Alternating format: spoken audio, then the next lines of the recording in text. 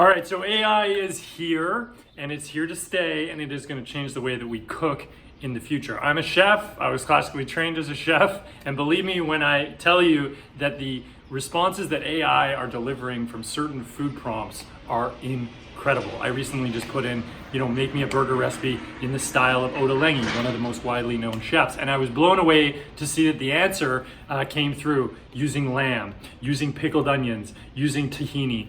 This is something exactly how I would envision as a chef, Oda Lengi would write a burger recipe. So I want to just talk a little bit about using this prompt method, which is a simple formula, which is essentially, can you make me a recipe of blank dish in the style of blank chef? It's a great way, if you have favorite food personalities, to generate some recipes and inspiration around people that you love. Like you can say, can you generate me a chorizo pasta in the style of Gordon Ramsay? Can you write me a recipe a recipe for rotisserie chicken in the style of Julia Child?